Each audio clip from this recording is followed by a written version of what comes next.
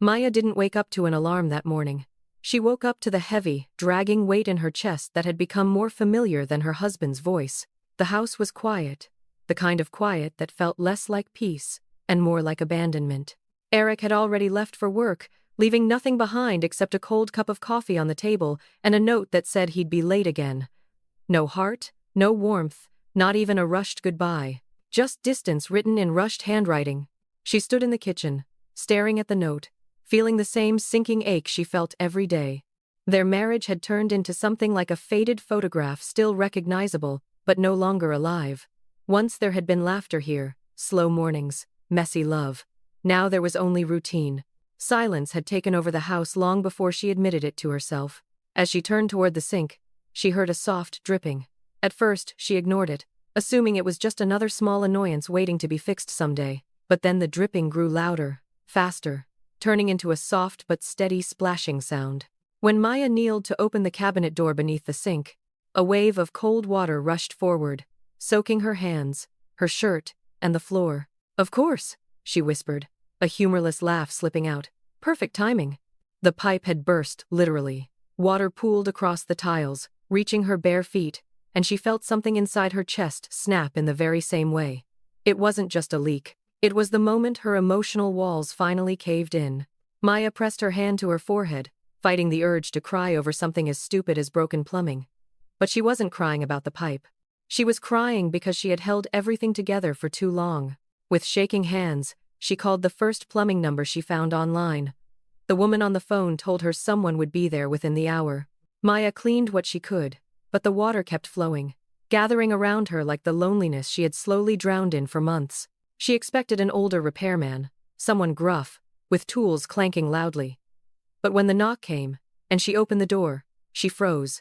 A tall black man stood there, early 30s maybe, wearing a navy uniform and a calm, grounded expression. His name tag read Jordan. He offered a warm, steady smile. "You're the one with the pipe explosion?" Maya swallowed, embarrassed. "Unfortunately, yes. Sorry, it's a mess. No need to apologize," he said gently. "That's what I'm here for. Show me?" His voice was soft, even comforting.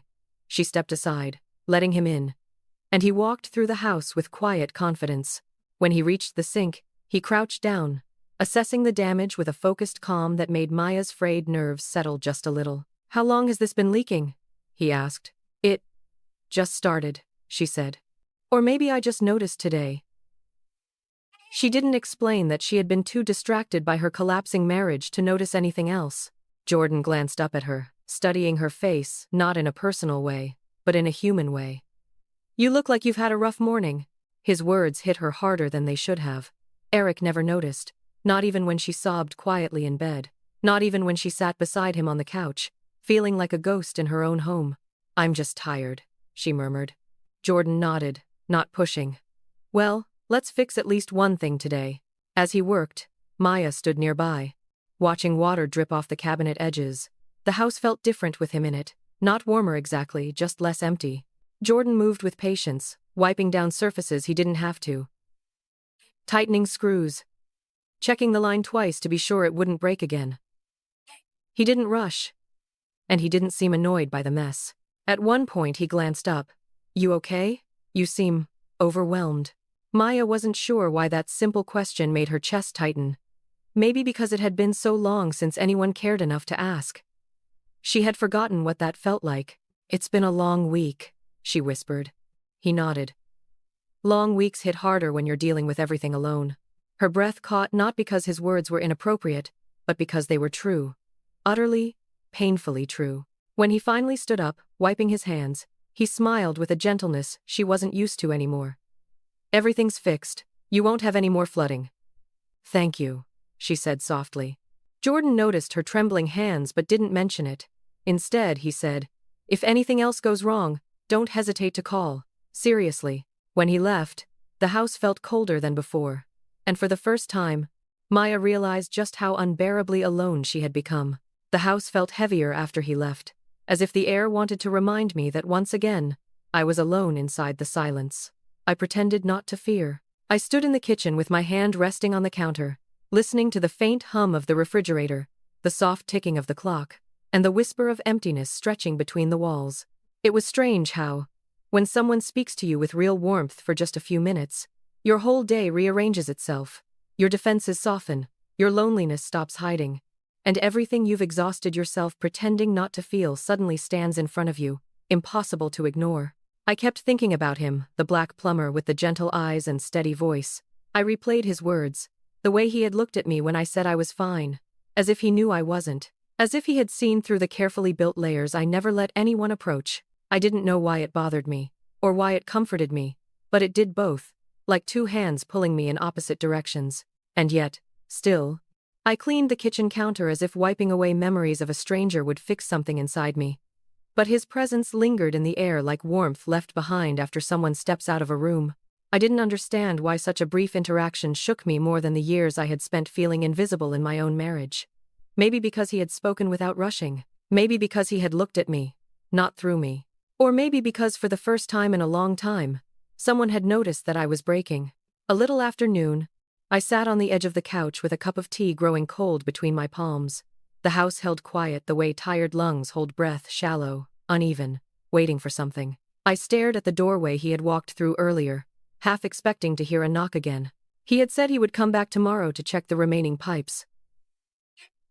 One simple sentence, but it left an echo in my chest I couldn't shake off. Tomorrow. A day I suddenly wasn't dreading as much as I used to. As the hours slipped by, I tried to distract myself by cleaning, folding laundry, wiping windows, doing tasks that didn't need to be done. But my mind kept returning to him in ways I didn't authorize. I remembered how calmly he explained what was wrong with the sink, how patient he was when I asked questions that made no sense, how his voice felt like steady ground on a day that had tried to crumble beneath me. I didn't want this. I didn't want another person occupying the same space in my thoughts where hurt lived. But loneliness doesn't ask permission. It fills the hollows left by the people who stopped showing up. And he, without intention, without trying, had stepped into one of those hollows simply by being kind. When evening arrived, the sunlight dimmed into a warm, soft gold that touched the floor like an apology for leaving. I cooked a small dinner, barely tasted it, and spent the rest of the night wandering from room to room, as if searching for something I'd misplaced years ago. Maybe hope. Maybe companionship. Maybe a version of myself who wasn't tired all the time. And then, sometime near midnight, when the house was still and the only sound was the distant hum of passing cars, I sat on the living room floor and let myself feel the truth I kept swallowing whole. I was lonely. Not just physically alone, but emotionally abandoned, quietly forgotten, slowly fading in a life where I didn't know how to be seen anymore. That was the part that hurt, realizing how long I had been carrying emptiness, as if it were normal. Realizing how soft attention from a stranger could unravel walls I thought were permanent. Tomorrow he would come again.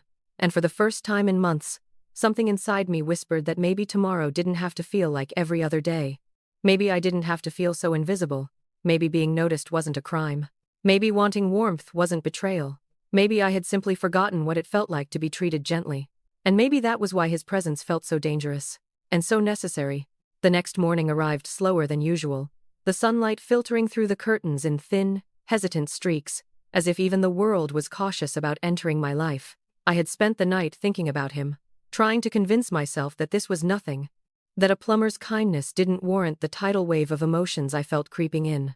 But when I heard the soft knock at the door, my chest constricted in a way that was equal parts anticipation and fear. I opened it to find him standing there, toolbox in hand, wearing the same calm, composed look that had unsettled me the day before. "Good morning," he said, and it sounded more sincere than any greeting I had heard in years. I forced a polite smile, though inside, something fragile had already begun to stir. "Morning," I replied, trying to sound indifferent, though I knew I failed. He entered quickly, as though he already had permission, already belonged. His presence filled the space in ways I didn't realize it had been empty, and the way he carried himself, steady, observant, unassuming, made it impossible for me to maintain my usual walls. We moved into the kitchen, where the sink awaited his attention. The faucet still dripped in rhythmic annoyance, a sound I had grown accustomed to, a minor irritation I had ignored for months, now magnified by the sharpness of his focus. He knelt in front of the cabinet, pulling out wrenches and small tools, speaking quietly to himself as he assessed the problem. I watched from the doorway, pretending to be distracted by a dish towel, but my eyes kept returning to him. There was something about the way he worked, methodical and patient, that made the chaos inside my mind feel manageable, at least for a moment. "You've got a slow leak," he said finally, not looking up. "It's been dripping for a while, judging by the corrosion." His voice was matter of fact, but when it reached my ears, it felt like more than an observation. It felt like recognition, like someone had noticed not just the sink, but the neglect, the small cracks, the quiet desperation I had carried behind the closed doors of my life. I cleared my throat, feeling suddenly clumsy and aware of every misstep of my body. I tried fixing it myself," I said, though the words felt hollow. He glanced at me, and for a fleeting moment, our eyes met. Something unspoken passed between us. I looked away, pretending to adjust a chair, trying to focus on anything other than the sudden heat rising in my chest. Hours passed with him under the sink, and I stayed nearby, doing mundane chores I didn't need to do, just to remain in his proximity. Every time he explained a step, every time he laughed softly at his own frustrations, I felt the invisible grip of isolation loosening. I realized that this wasn't just about plumbing. It was about being seen, about having someone care without asking for anything in return. I had forgotten that care could exist, without expectation, without history, without judgment. Lunch came and went unnoticed. I found myself lingering near him while he worked, offering tea, snacks, anything that made me feel useful, connected. He accepted them graciously, nodding, smiling, simple gestures that carried the weight of comfort. He didn't rush, didn't glance at his watch. In those hours, the world outside the house, the obligations, the memories, the small betrayals that haunted me seemed to pause, if only for a little while. Then he paused, leaning back against the cabinet, wiping his hands on a rag. He looked at me. Really looked. And I felt the unusual warmth of attention. "You've been taking care of this place yourself?" he asked, curiosity gentle, not intrusive. I hesitated, caught off guard by the concern in his tone. "Yes," I whispered, voice barely audible. "Mostly. I try." It was the truth. I tried to hold it together, tried to pretend I had everything under control, but his eyes never wavered from mine. And for the first time, I didn't want them to. Something shifted, then a fragile connection forming in the quiet acknowledgement of shared presence. He returned to his work, and I returned to mine. But the air had changed. The day had started like any other, gray and heavy, but now it carried the subtle thrill of possibility. A reminder that life could still surprise me, that small kindness could be transformative, that human contact, even fleeting, could remind me that I was not invisible. And yet, beneath that warmth, I felt a sharp edge of caution. Desire mingled with guilt, loneliness with longing. I was drawn to him, yes, but I feared the intensity of what it meant, the silent admission of my own vulnerability. It terrified me, but it also made me ache for more. By the time he packed up and prepared to leave, the sun had sunk low in the sky, bathing the kitchen in a soft, amber glow. I stood in the doorway, watching him go, and for the first time, I realized that I was waiting not just for repairs, not just for tomorrow, but for a connection that I had thought I had lost forever. And I didn't know what to do with that realization. The following days settled into a strange rhythm, one I had not anticipated. He didn't call, didn't text, yet the memory of his presence lingered like a shadow I could neither shake nor ignore. I found myself glancing at the door more often than I admitted, imagining his knock, the soft greeting, the quiet hum of a man who made the world seem lighter simply by existing within it. My own home, which had felt suffocating and empty, now carried the memory of laughter and conversation that hadn't existed there for years. It was a Friday afternoon when he appeared again, not with the intent of repair, but with a question that would unsettle me far more than a leaky faucet ever could. "Would you like some company?" he asked, his voice gentle, almost tentative, as if even the words themselves might frighten me away. I froze, my hand hovering over a dish towel, unsure whether to laugh, nod, or retreat. The weight of his gaze held me, steady, patient. I nodded, a small, almost imperceptible motion that felt like surrender. He smiled, that calm, understated smile that made my chest ache.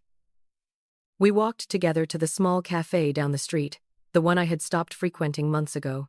It was crowded with the usual Friday bustle, but with him beside me, the world shrank into something manageable. His presence was grounding, a reminder that the chaos of life could be softened by a quiet, steady companionship. We sat in a corner, where the light from the window created patterns across the table. For a while, neither of us spoke. The hum of conversation and clinking cups filled the silence, but it was a comfortable one, not the oppressive quiet of my apartment. Finally, he leaned back, letting out a breath that seemed to carry the weight of unspoken thoughts. "It's rare to find someone, just honest, without pretense," he said, and I felt the words press against my heart. I didn't respond immediately, unsure how to articulate what I felt, how loneliness, neglect, and longing had intertwined into something almost too fragile to voice. I've been alone a lot," I admitted, my voice trembling slightly. The words were more confession than conversation. Not by choice, exactly, but by circumstance.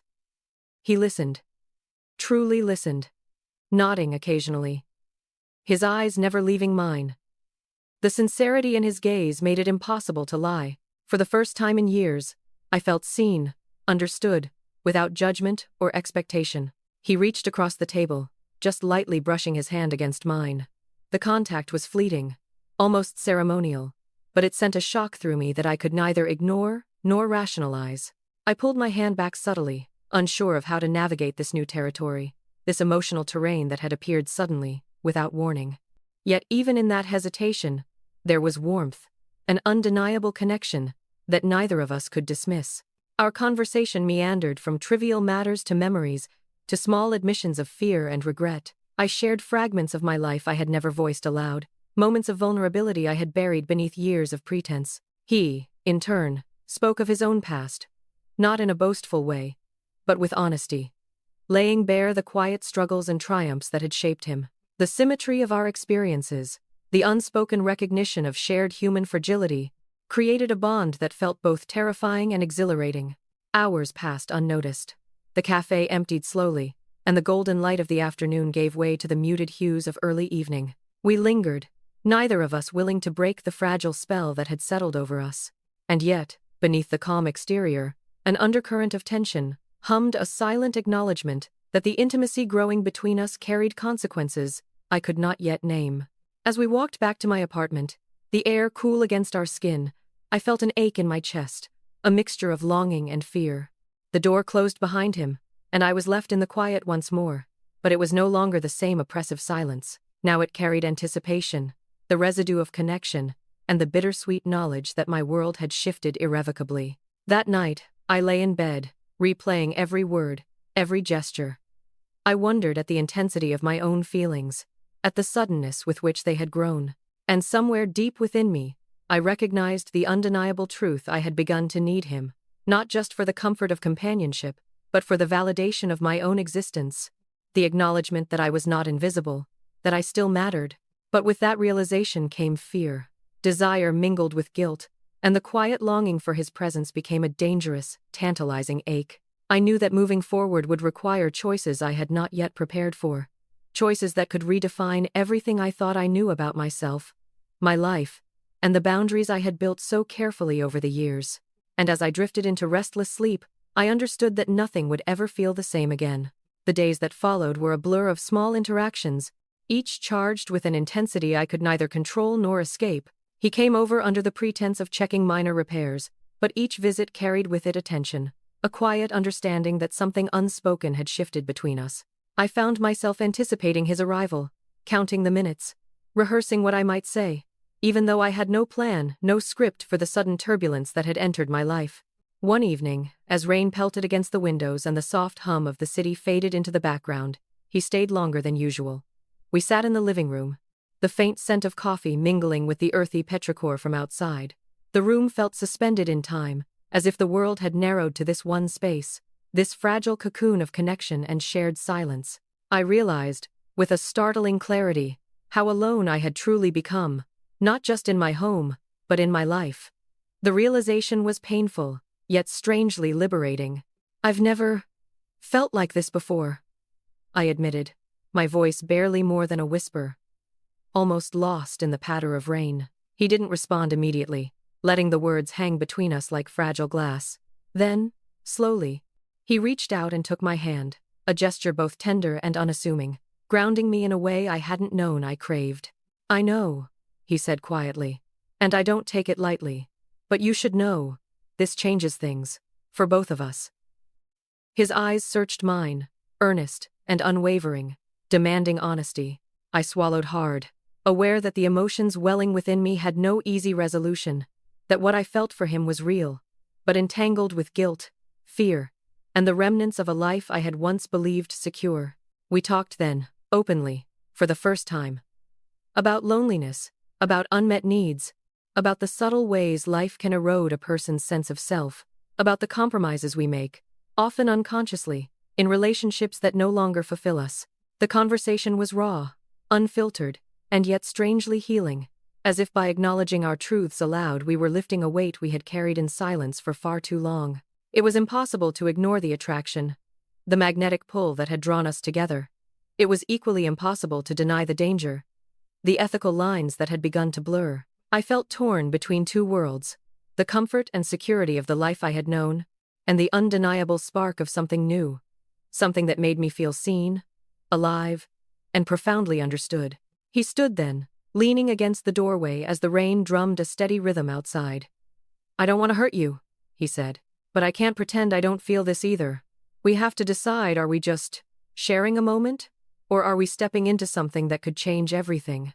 The question hung in the air, heavy with implication, and I realized that my heart already knew the answer, even before my mind had processed it. "I don't know if I'm ready," I whispered. "But I can't ignore it either." And in that admission, in the vulnerability of speaking the truth, I felt a shift, an acceptance of the complexity of human desire, of the messy, beautiful ways our hearts seek connection. Days turned into weeks. Each encounter carried the weight of possibility, the thrill of secrecy, and the bittersweet acknowledgement that our growing intimacy existed on a delicate, precarious edge. We became careful, thoughtful, navigating the boundaries of our interaction, aware that each gesture, each lingering glance, could tip the balance. One evening, as the sun set in a wash of gold and crimson, he kissed me softly, tenderly, not with reckless abandon, but with a patience and respect that spoke volumes. It was a kiss that encapsulated everything: desire, compassion, and a shared understanding of the loneliness we had both endured. I realized then that it wasn't just passion I felt for him, but a profound recognition of companionship, of someone who could see me for who I truly was. The days that followed were a delicate dance of emotions, each step measured yet sincere, and slowly, I began to rebuild something within myself, a sense of self-worth, a recognition that my needs and desires mattered. He had become a mirror, reflecting back not only the loneliness I had carried but also the resilience, the courage, and the capacity for joy that had lain dormant for so long. And in the quiet moments, alone in my apartment, I realized something both terrifying and exhilarating. I had not merely found companionship. I had found someone who reminded me that I was capable of being seen, of being wanted, and of embracing the unpredictable, messy, and profoundly human experience of connection. As the weeks turned into months, our bond deepened, not without challenges, not without moments of doubt, but with a steady recognition of the fragility and power of what we shared. And for the first time in years, I felt whole. I had come to him seeking help for a leaky faucet, unaware that I would find something far more vital. A reflection of myself, a reminder of what it meant to be alive, to be seen, and to no longer walk through life in silent isolation. And though the path ahead remained uncertain, one truth was undeniable: I was no longer alone.